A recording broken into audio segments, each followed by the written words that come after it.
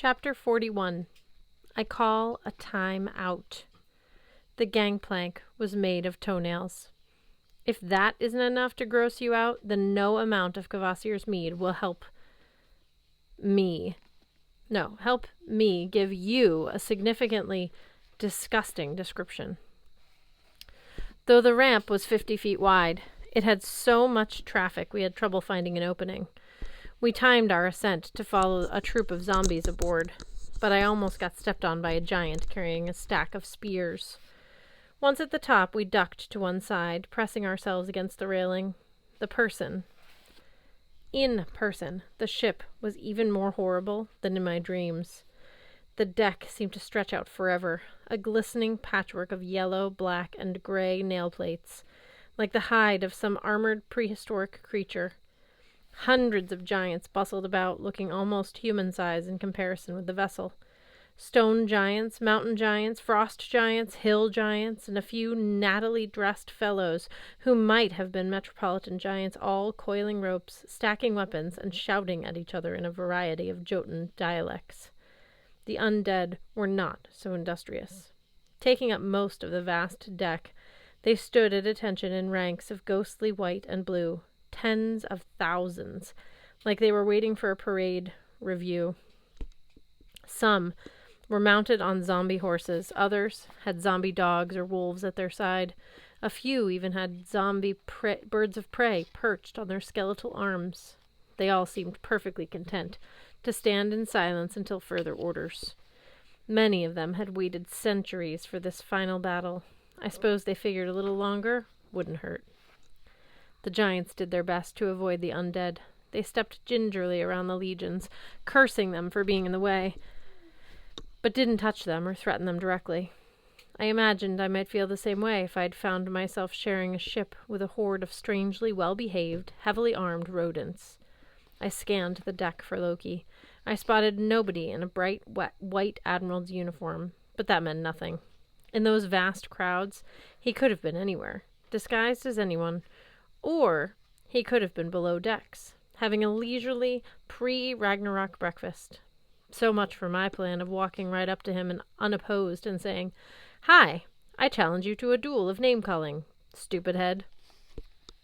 On the foredeck, maybe half a mile away, a giant paced back and forth, waving an axe and shouting orders. He was too far off for me to make out any details, but from my dreams I recognized his hunched, gaunt form and his elaborate ribcage shield. He was Hrym, captain of the vessel. His voice carried over the din of crashing waves and growling Jotuns. "Make ready, you cow-footed cowards! The passage is clear! If you don't move faster, I'll feed you to Garm!" Then, somewhere behind the captain, toward the prow, an explosion shook the boat. Screaming, smoking giants tumbled through the air like acrobats shot from cannons. "We're under attack!" someone yelled. "Get them!" Our friends had arrived.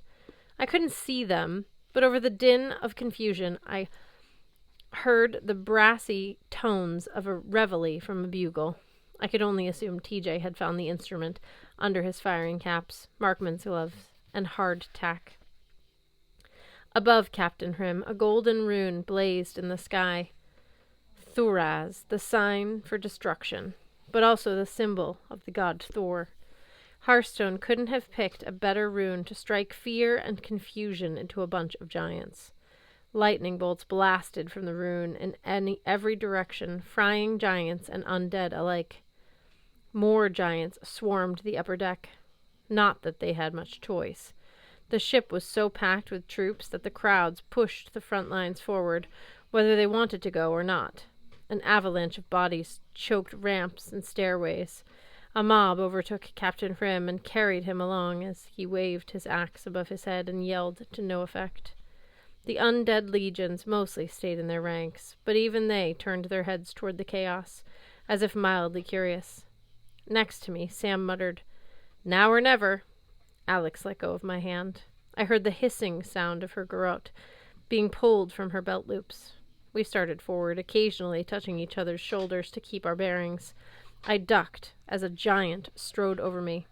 We wove our way through a legion of zombie cavalry, their spears bristling, with frosty light, their horses' dead white eyes staring at nothing. I heard a war cry that sounded as if it had come from the half-born Gunderson. I hoped he hadn't taken his shirt off, like he normally did in combat. Otherwise he might catch cold when he fought to the death. Another rune exploded over the prow. Isa, ice, which must have been easy to cast in Niflheim.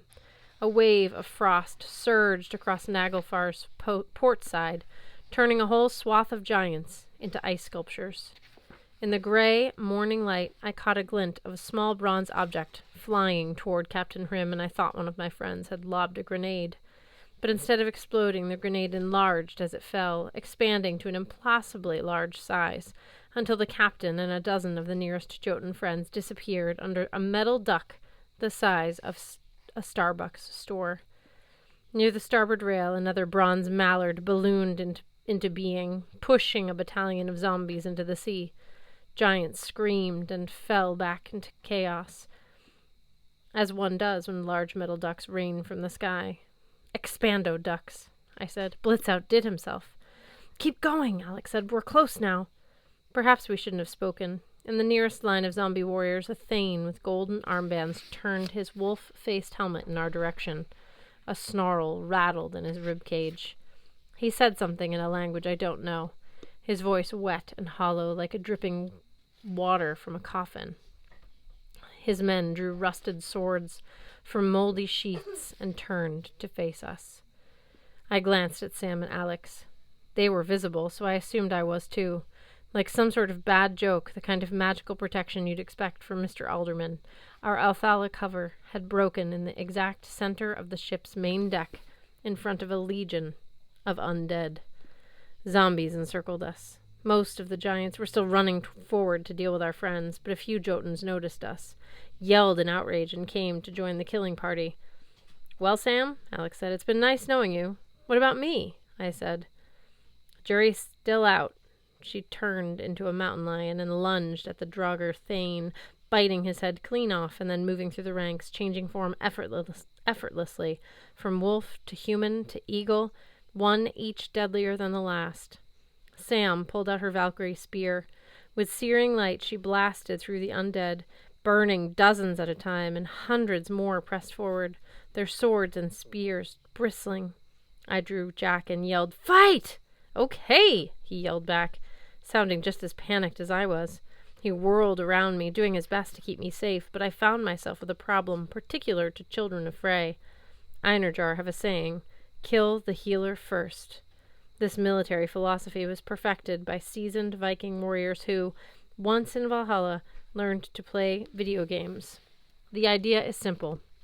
You target any guy in the enemy's ranks who can heal your opponent's wounds and send them back into combat. Kill the healer, and the rest will die soon. Besides, the healer is probably soft and squishy and easy to eliminate. Evidently, giants and zombies also knew this pro tip. Maybe they played the same video games Einarjar did, while waiting for doomsday. Somehow they pegged me for a healer, ignoring Alex and Sam, and crowded toward me. Arrows flew past my ears. Spears jabbed at my belly. Axes hurtled between my legs. The quarters were much too close for many combatants. Most of the Draugr weapons found Draugr targets, but I suppose zombies don't worry too much about friendly fire. I did what I could to look fightery.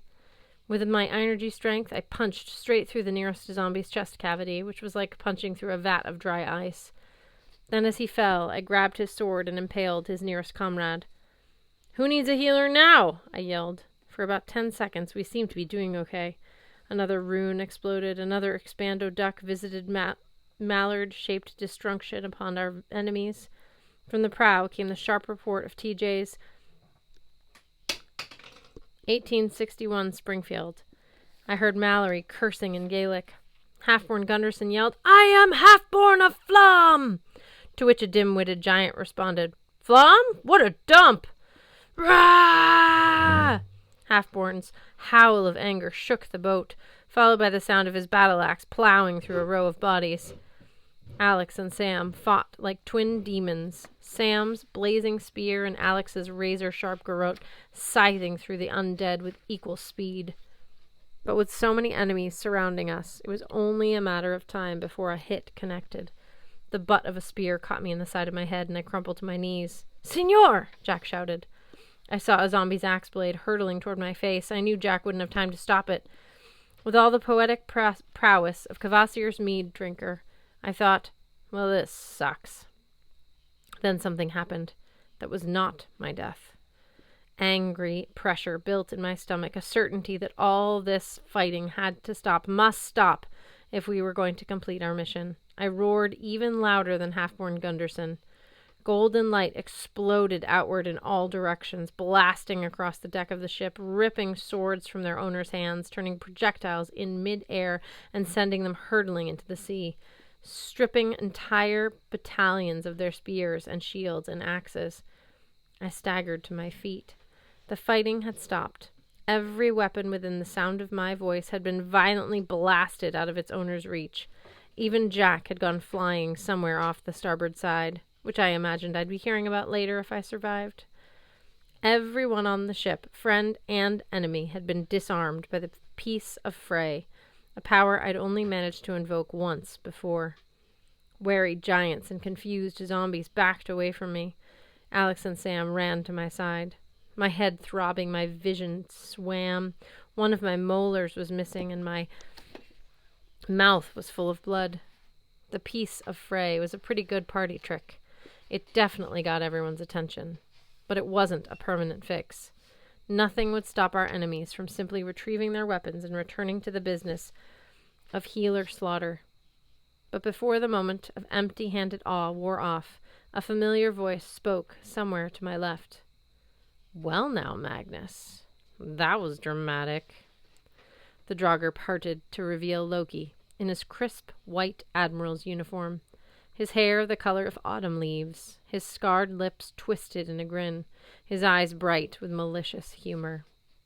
Behind him stood Sigyn, his long-suffering wife, who had spent centuries collecting serpent venom in a cup to keep it from dripping into Loki's face, a duty which was totally not covered in your typical marriage vows. Her pale, emaciated face was impossible to read, though blood-red tears still streamed from her eyes. I thought I detected a slight tightness in her lips, as if she were disappointed to see me again. "Loki." I spat blood. I could hardly make my mouth work. "I challenge you to a fighting." He stared at me as if waiting for me to complete the sentence. Maybe he expected me to add, "a fighting with this other guy who's good at insults and way more intimidating than I am." Around us, the endless ranks of warriors seemed to be holding their breath, even though the zombies had no breath to hold.